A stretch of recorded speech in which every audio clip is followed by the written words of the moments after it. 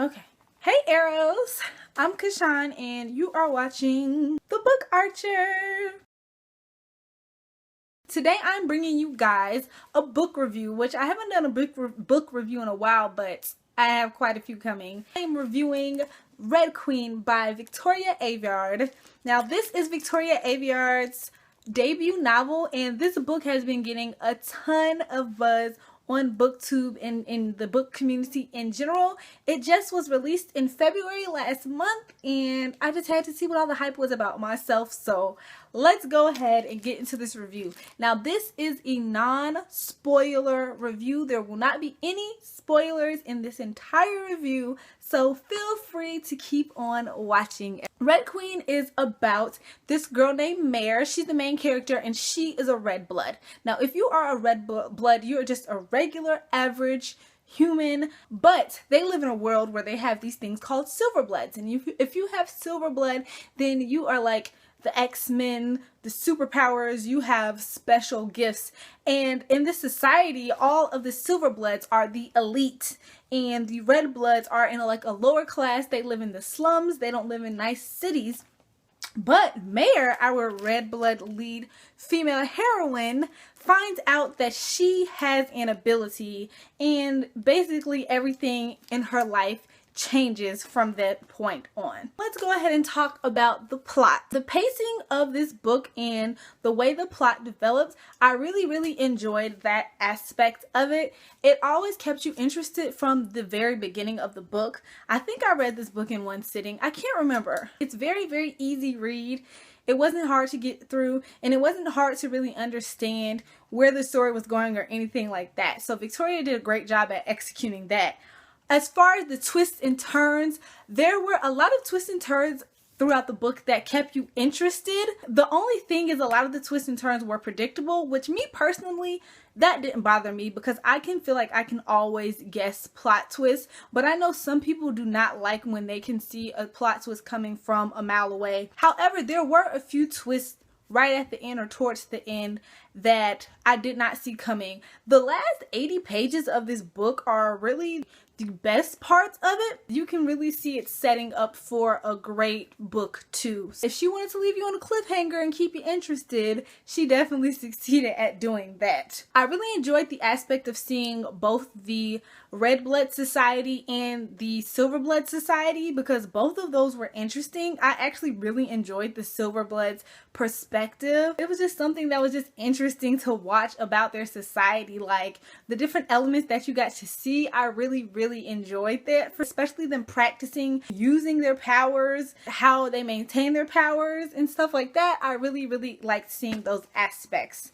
As far as the character, Mare, the main heroine, I enjoyed her. I liked her enough. I didn't dislike her, but I definitely don't feel as though I was attached to her character. She felt flat to me as a character. She definitely fell flat. I didn't feel connected to her emotions. I didn't feel like I was going through the things with her. I definitely just felt like I was spectating, and I like to really feel connected to the main character in a story because it's their stories. There were a few love interests in the story. I wouldn't say a love triangle or anything because there was like a main love interest and two other people that were kind of, you know, love interests, but I don't feel like they were factors enough to take away from the main love interest. One thing I did find interesting about this book is I don't know how I feel about the rebel group. Usually when you read a dystopian novel, because the book is kind of dystopian fantasy, you always immediately love the rebel group. You're rooting for the rebel group. And I am rooting for the rebel group, but I don't know if I like them or not. I kind of like the realistic viewpoint that you get of the rebel group about how, you know, there are really certain things that happen in war that are not necessarily makes everything cut and dry. So I like how they didn't really alter that, how war can get messy, how there can be casualties on certain sides and stuff like that. So I really enjoyed those elements. As far as the world building, it was a little bit confusing because they had cameras and technology, but everything was set up like the way a royal court would be set up in the fantasy world, like back in the day. But then it was clearly like a dystopian. It was supposed to be in the future. So it was like dystopian sci-fi and fantasy like all in one. It was a little bit confusing, and I don't really understand that.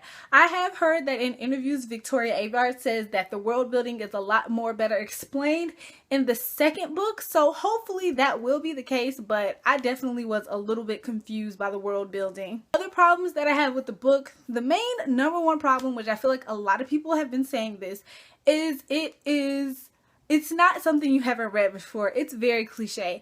I feel like the book was enjoyable because these are all elements that we love and have seen before.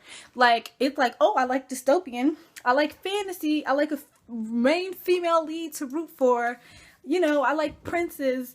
It's just a lot of there was nothing that made the story original, which really made it hard to attach to. Like, the Lunar Chronicles are fairy tale retellings and it's like sci-fi and stuff, but the way that it's executed, it's completely, totally original. You know what I'm saying? Just to give you an example, I just didn't feel like there was that one element that separated this book from everybody else out here trying to do dystopian and fantasy. So overall, I would give this book a 3.5 stars. I enjoyed the story. I will be picking up the second one, but the world building was lacking and the originality was not there. However, I do feel like this book has potential to be really good in the second installment. I really enjoy one of the characters who you see towards the end of the book. I don't want to give it away, but there's a character that you see towards the end of the book, and I'm like, I just feel like I'm going to love that character. So I can't wait to see them in the second book more and see the role that they play. So you guys should check out Red Queen by Victoria Aveyard. If you've read this book, please leave your thoughts in the description box below. I really want to know what your guys' opinion was on this book, and I really want to discuss some more of the elements of it. Yeah, because I feel like some people like loved it 5 out of 5 stars and some people just thought it was okay. So I'm just curious to see what you guys thought. Follow me on Twitter at @TheBookArcher and on all of my social networks.